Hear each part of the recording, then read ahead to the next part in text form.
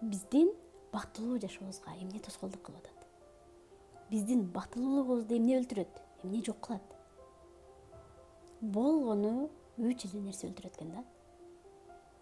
Биринчиси өткөн күнүбүздү эстеп унутпай кайгыра берүү. Экинчиси келечектен коркуу. Келечектеги жашообуздан кыжаалат болуп, коркуп эмне болот экен деп кайгыра берүү. Үчүнчүсү учурдагы жашообузду рахат албай, шүгүр келтирбей, өткөн менен келечектен ойлоно берүү да. Учурдагы жашообузга шүгүр кылбоо үчүнчүсү. Көрдүңүздөрбү?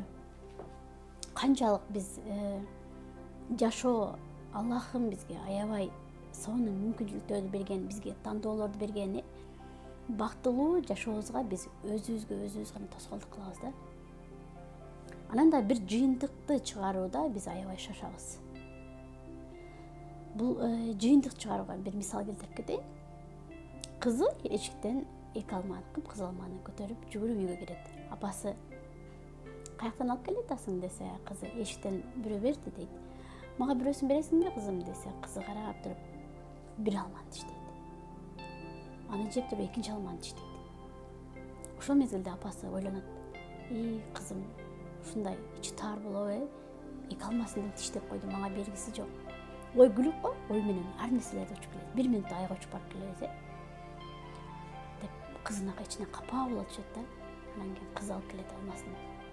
Мынакей алма, апа алманы алыңыз, ушул ширинирээк экен дейт. Көрдүңүздөрбү, биз тез бир нерсени түшүнбөй туруп капа болуп кетебиз. Жакындарыбызды капа кылып алабыз, ойлонбой сүйлөбөйүпчү. Кыз кайсы алма ширин, ошо ширинин берейин деп аткан экен апасыначы. Ошон үчүн биз бир жыйынтык чыгарарда, бирөөгө таарынардан мурун анализ кылалы, ойлонолу. Анан да учурда жашооңуз менен рахат алганды үйрөнүңүз.